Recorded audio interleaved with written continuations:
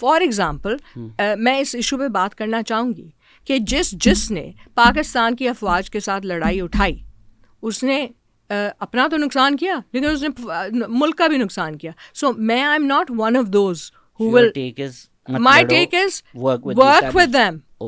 Work with them to make Pakistan stronger. I am not one of them who will say कि जी आप लड़ो उनके साथ. 3 दफ़ा नवाज शरीफ साहब लड़े, 3 दफ़ा उनके साथ जो हुआ वो आपके सामने है, ठीक है ना. फिर उनको पीछे हटना पड़ा. जो भी लड़ता है पीछे हटना पड़ता है किसी ना किसी तरह से.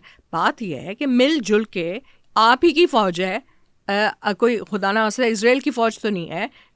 आपको ऑब्वियसली उन्होंने स्पेस ज़्यादा ली हुई है, तो ठीक है. इट्स नॉट एक्सेप्टेबल कि उन्होंने स्पेस ज़्यादा ली हुई है, लेकिन उनके साथ काम करके पाकिस्तान की बेहतरी हो सकती है. फ़ौज के ख़िलाफ़ बुरा भला कह के किसी भी मुल्क का फ़ायदा नहीं हुआ है.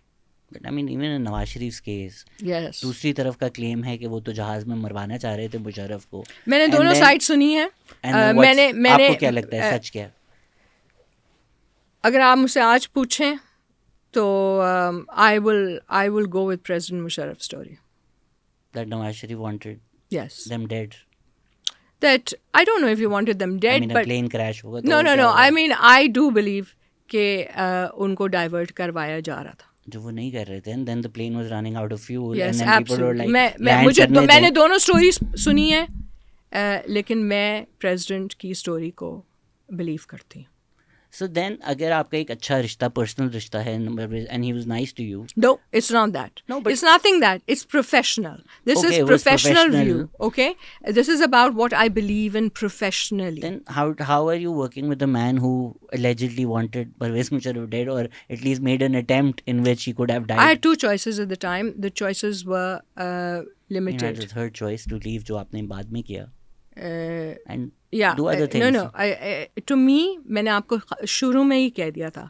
मैंने दोनों नवाज शरीफ साहब और इमरान खान साहब के साथ लंबी मेरा गुफ्तगू हुई है, और मैंने हर सब्जेक्ट पे उनके साथ लिटरली जैसा आप मेरा इंटरव्यू कर रहे हैं ना, मैंने उनका इंटरव्यू किया, और मुझे जो जवाब नवाज शरीफ साहब से मिले वो ज़्यादा ठोस थे और मुझे वो ज़्यादा ठोस लगे, इसलिए मैंने वो चॉइस ली. And I am glad I did that.